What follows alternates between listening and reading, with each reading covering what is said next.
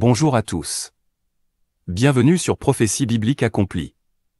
Il s'agit de la 22e discussion de cette série intitulée « 70 semaines, année de Daniel 9 verset 24 ». Vous pouvez trouver cette fiche d'information sur notre site web, ou contactez-nous. Les 70 semaines, ou 70 semaines d'année, ou 77 sont généralement déroutants pour les étudiants de la Bible comme pour nous. Nous avons tendance à croire que nous devrions être en mesure de commencer à une certaine date dans les années 400 avant Jésus-Christ et de compter jusqu'aux événements décrits dans la 70e semaine.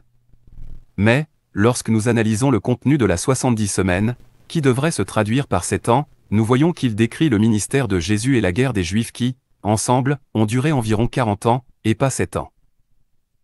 Il est probablement plus prudent de chercher à comprendre cette expression de la parole de Gabriel avec une autre perspective, du fait que le texte ne dit pas 490 ans. Cependant, il se réfère à la durée comme 70 années et 7 ans. Cela peut nous indiquer que nous ne devrions pas considérer cette période comme étant strictement 490 ans. Quand nous comprenons que les événements de la 70e semaine embrassent et incluent le ministère de Jésus et sa venue en jugement, qui tous deux, ne sont sûrement pas une coïncidence. Cette durée de 3 ans et demi, totalisant 7 ans, nous montre qu'il y a un problème. Entre ces deux événements, il y a des décennies. Dans cet article, nous nous concentrons sur les événements de la 70e semaine, indépendamment de l'absence apparente de compte ou calendrier standard. Nous voyons que les 6 promesses de ce passage se rapportent au salut, c'est-à-dire faire le droit chemin dans le lieu saint de Dieu, pour les pécheurs invétérés et retranchés qui deviennent les pierres de construction d'un lieu très saint. Qui aurait cru que c'était possible? En ce qui concerne l'établissement, le scellement de la vision et de la prophétie, au point numéro 5, il y a 7 prophéties très spéciales et très importantes qui sont souvent négligées dans l'enseignement biblique, les prophéties conçues pour qu'Israël célèbre chaque année des convocations, autrement dit des répétitions, dans l'ombre des choses à venir. C'étaient les 7 fêtes de l'Éternel. Elles étaient toutes prophétiques de l'œuvre de Jésus au 1er siècle, son ministère et sa venue finale dans le jugement, et sa présence avec l'humanité. Vous pouvez trouver les jours des fêtes décrites dans Lévitique 23, versets 4 à 44. Les 4 premières fêtes de l'Éternel prophétique se sont accomplies pendant le ministère de Jésus et celles-ci sont que relativement connues et comprises. Tout d'abord, il y a eu la fête de la Pâque et le sacrifice de l'agneau que Jésus a accompli pour le péché de l'homme. Deuxièmement, il y avait la fête des pains sans levain, c'est-à-dire la mise à l'écart du péché.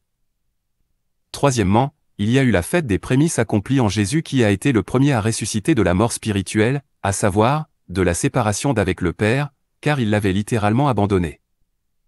Quatrièmement, il y a eu la fête des semaines, la célébration de la récolte du blé qui a été accomplie à la Pentecôte dans l'effusion de l'Esprit sur les croyants.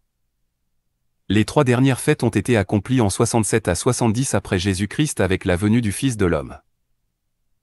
La 5e fête, la fête des trompettes avec l'ouverture des livres et le jour du jugement, qui a commencé à s'accomplir en 67 après Jésus-Christ avec le début de la justification des martyrs, prémisse des croyants juifs avec la guerre judéo-romaine.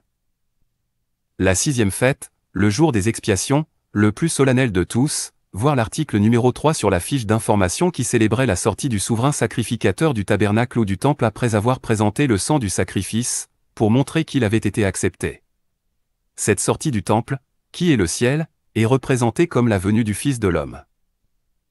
La 7e fête était la plus joyeuse de toutes les célébrations de Dieu avec son peuple, la fête des tabernacles, avec l'accomplissement du mariage et la consommation de la nouvelle alliance, marquée au sceau de l'alliance du 8e jour, qui continue pour l'éternité. Ce n'est qu'une brève esquisse de ces 7 fêtes prophétiques très importantes, auxquelles Israël a participé, attendant avec impatience le Messie et la pleine inauguration de la nouvelle alliance de Dieu demeurant avec son peuple. Bien sûr, il y a beaucoup d'autres prophéties que nous pourrions nommer. Il est si important de garder à l'esprit la plus grande mission de la prophétie, qui a pour but de révéler le seul vrai Dieu, celui qui connaît la fin depuis le commencement. C'est pourquoi nous devons interpréter les Écritures dans leur contexte afin de ne pas déformer l'importante mission de prophétie.